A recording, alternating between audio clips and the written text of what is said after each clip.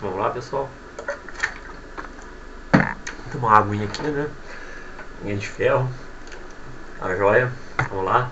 Sábado, quase 10 horas da noite.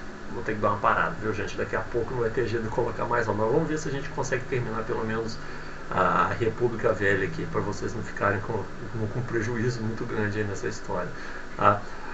Bom, nós estávamos falando então na aula anterior sobre os movimentos sociais na República Velha e no caso dos movimentos sociais rurais.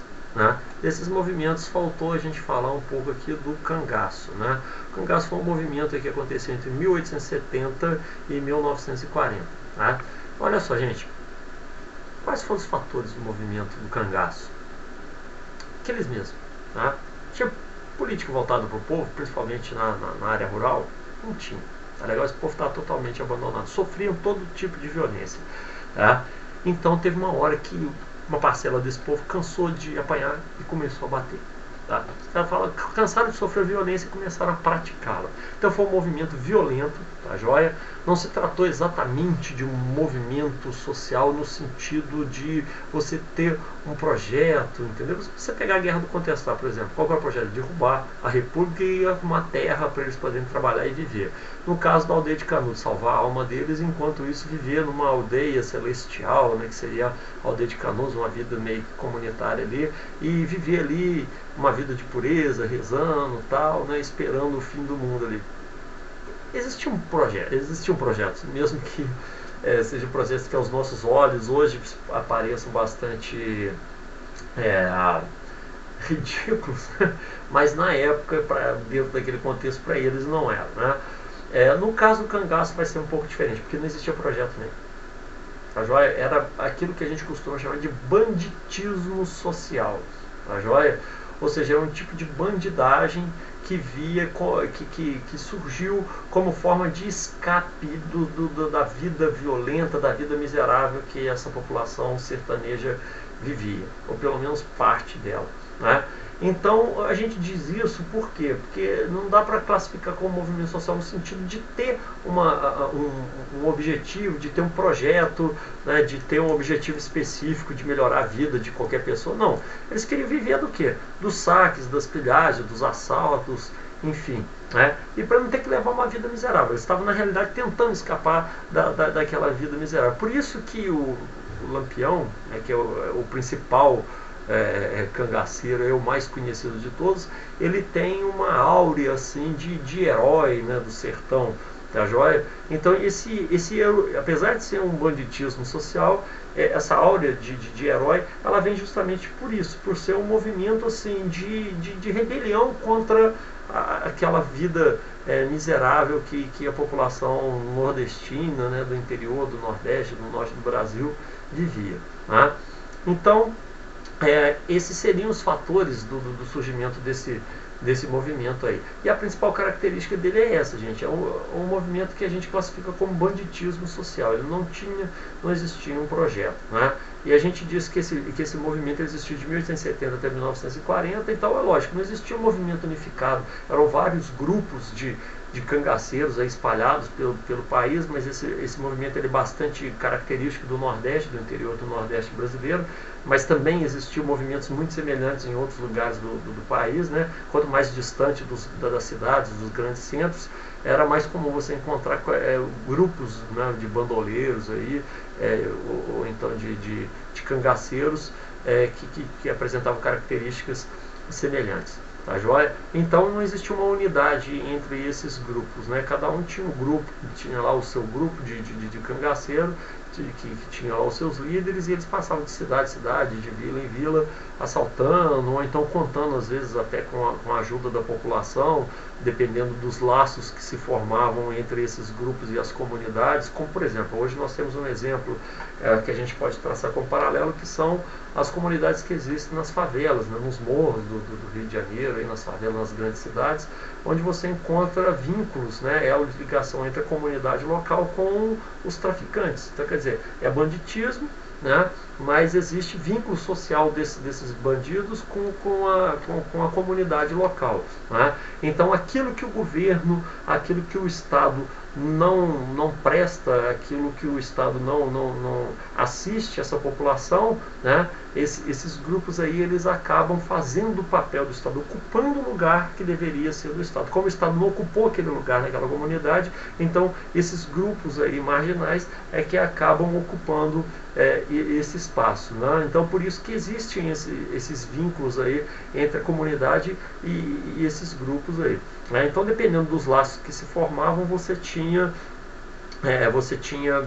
essa situação onde esses cangaceiros recebiam ajuda, acolhida de algumas cidades, e em outras eles chegavam e atacavam, né? Então isso variava muito. Então a partir de 1930, 1935, né, Getúlio Vargas começa a desenvolver uma política para combater esses grupos, né? Depois, quando a gente for falar mais da República Velha, nós podemos falar um pouco mais do porquê, né, de Getúlio Vargas tomar essa iniciativa aí, tá certo? Bom, agora falando dos movimentos sociais urbanos, talvez o mais famoso, o mais conhecido deles, a revolta da vacina, que aconteceu na cidade do Rio de Janeiro, né, em 1904, tá bom?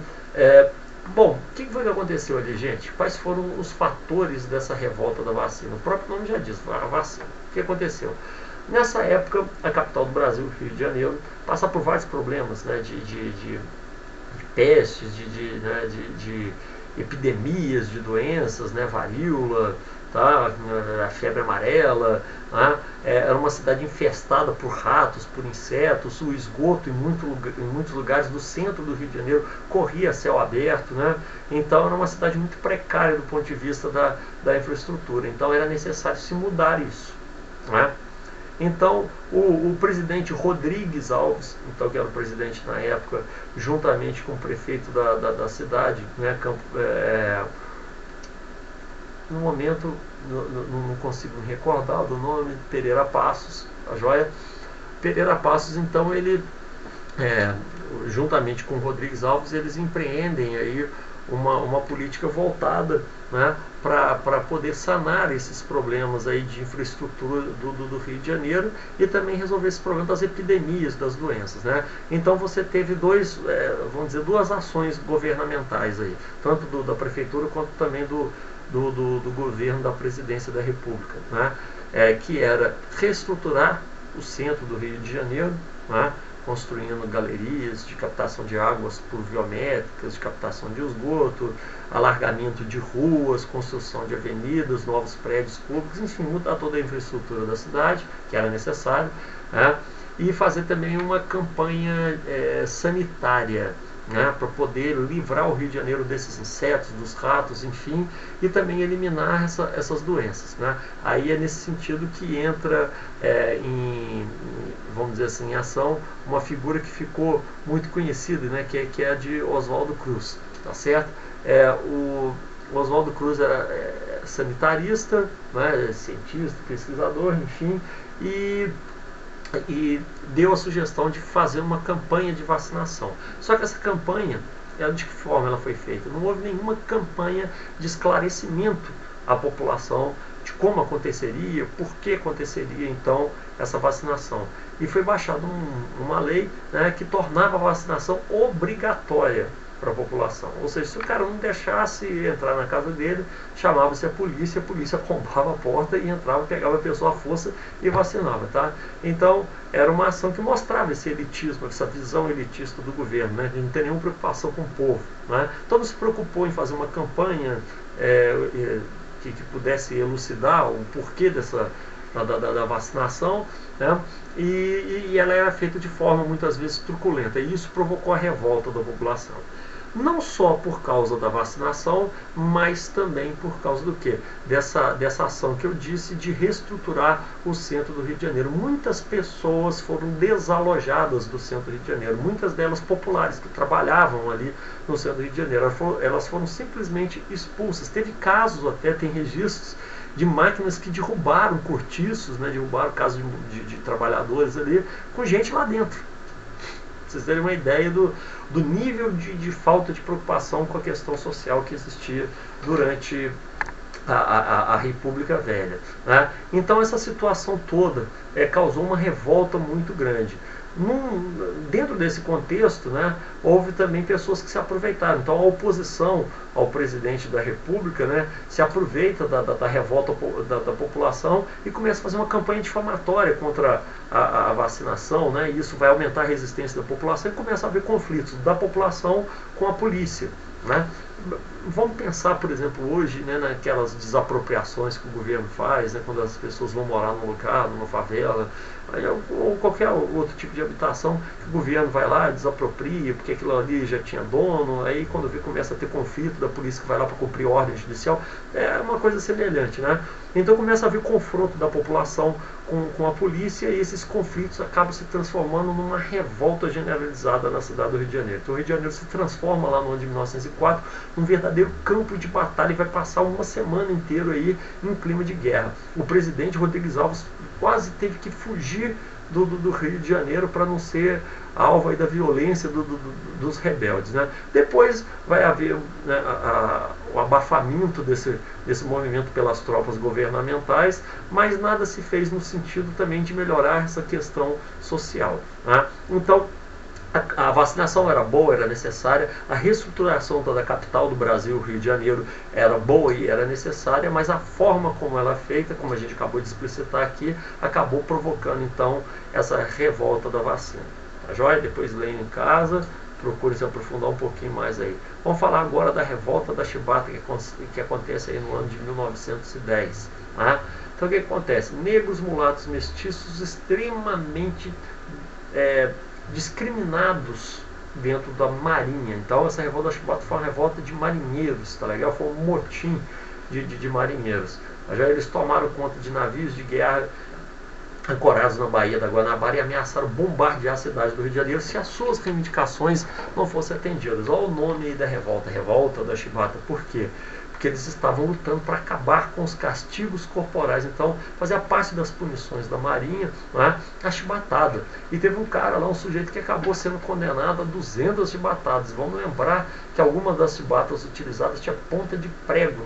Né? Então, você pensa 200 chibatadas, ia matar o cara. Né? Então a marinhagem se revoltou contra isso, né?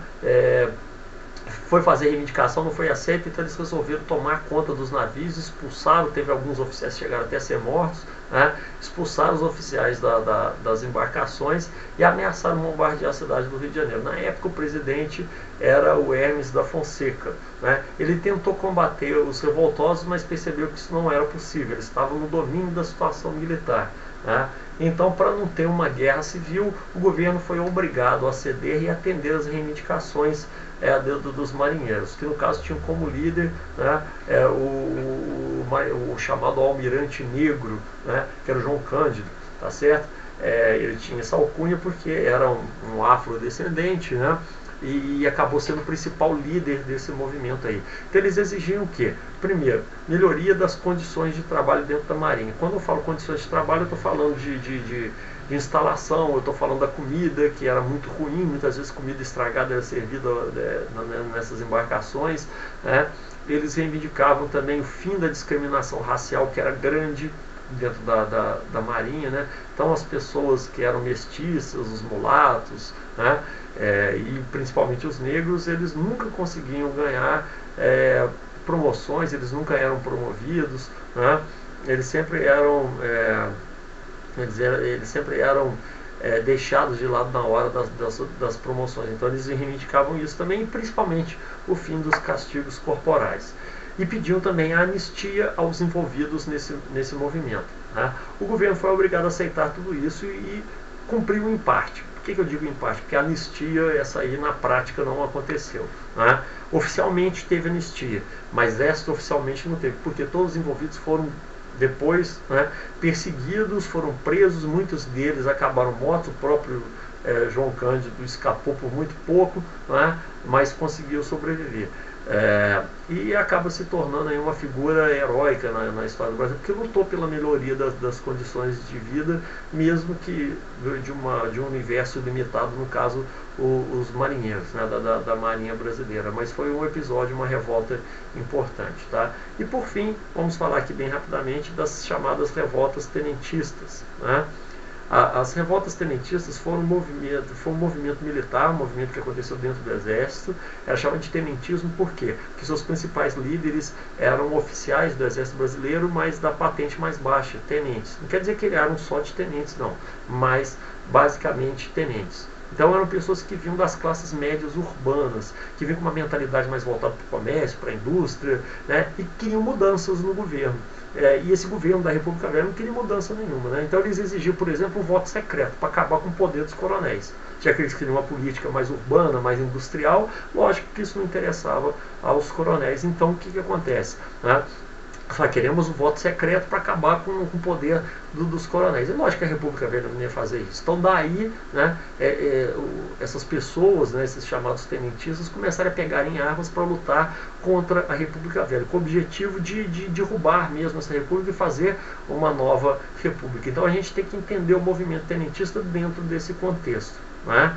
Dentro de um contexto de uma república que não tinha nenhum projeto, nenhuma política voltada para a industrialização, para a modernização da sociedade brasileira. Era uma república totalmente dominada pelos fazendeiros, né? Principalmente os fazendeiros de café. E os tenentistas queriam uma república mais moderna, mais urbana, mais industrializada e com menos corrupção. Então as reivindicações desse movimento elas iam nesse sentido: voto secreto, fim da corrupção, uma política mais voltada para as cidades. Então isso está em harmonia com a classe social, com a origem social desses tenentes. Tá? Isso sem falar naquele ideal de salvação nacional que se desenvolveu na época do positivismo lá no exército brasileiro, né? De achar que o exército é que tinha condições morais, né? E organização suficiente para colocar o Brasil nos trilhos aí do desenvolvimento, da modernização e do fim da corrupção. Né? E dentro do movimento tenentista nós tivemos alguns episódios importantes, como a revolta do Forte de Copacabana em 1922, foi o primeiro movimento armado, as revoltas de 1924 que aconteceram em São Paulo e no Rio Grande do Sul, e a formação da famosa Coluna Prestes, liderada lá pelo Luiz Carlos Prestes, né? Que eles percorreram mais de 24 mil quilômetros, né? A pé, em marcha pelo interior do Brasil, tentando levantar a massa sertaneja contra o governo da República. Nenhum desses movimentos militares aí acabou tendo sucesso militar, tá joia?